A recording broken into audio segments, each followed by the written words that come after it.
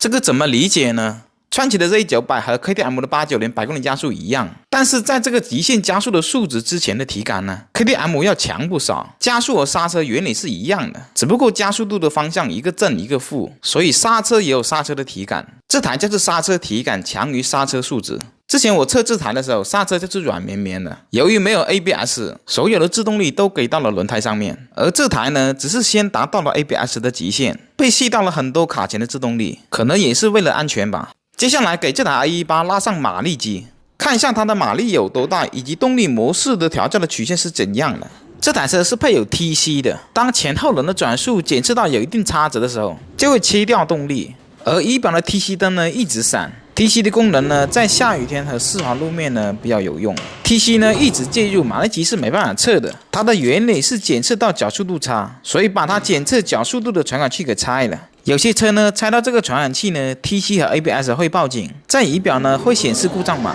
但是呢不影响正常行驶或者运转。拆到之后呢，瞬间不被限制了。这台车有3种动力模式选择，分别是经济、街道和运动。现在先测Eco经济模式，这个模式下呢，极速只能达到45。通过马力机呢，反映出来的功率是 4.9 匹，而扭矩呢是 14.97。第二次拉呢是 5.06 匹，扭矩呢还是没能超过第一次。现在把经济 Eco 模式换成街道模式，街道模式下它的最高车速可以达到表显的80，而马力机呢显示最大功率为 9.65 匹，最大扭矩呢为 23.5， 功率相较于经济模式几乎翻了1倍。现在接着看运动模式，表显极速呢达到111 ，GPS 呢为106，这都是厂家通过 ECU 和传动限制出来的极速，因为他们要考虑电池、电机的寿命还有热衰。运动模式拉出来的马力是 17.48 匹，扭矩呢为 30.76。这个时候就有人问了，不对呀，官方标的功率 12.5 千瓦基本上是对，但是扭矩呢？官方公布的是218牛米，后面呢我整理后发现数据呢基本上没错，官方标的218是轮上扭矩，那马力机不是测轮上马力咯？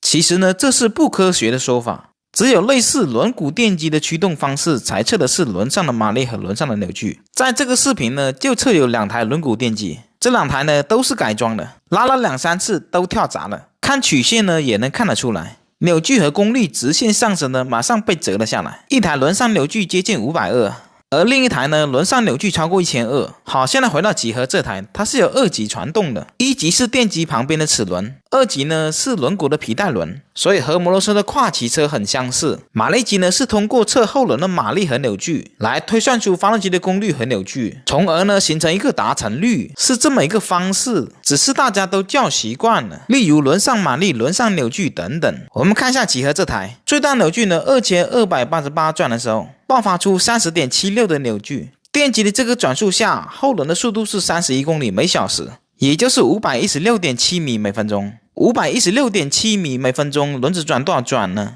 这个时候呢，就需要算轮子的周长了。轮胎尺寸 120-70-12 120胎面的宽度乘以 70% 的扁平率等于84毫米，这个就是胎壁的高度。轮胎的直径呢是包括上胎壁和下胎壁，所以呢84需要乘以2，所以上下胎壁的高度是168毫米。12英寸的轮毂直径是12乘以 25.4 等于 304.8 毫米，加上胎壁的高度呢等于 472.8 毫米，这个就是轮胎的直径，乘以 3.14 呢就是轮胎的周长，等于 1484.6 毫米，也就是轮子转一圈等于 1.485 米。31公里每小时等于 516.7 米每分钟，516.7 米除以 1.485等于 347.9 转，也就是说电机转了2288转，后轮转了 347.9 转，也就是电机减速减了 6.58 倍。然而呢，电机的扭矩是 30.76 乘以 6.58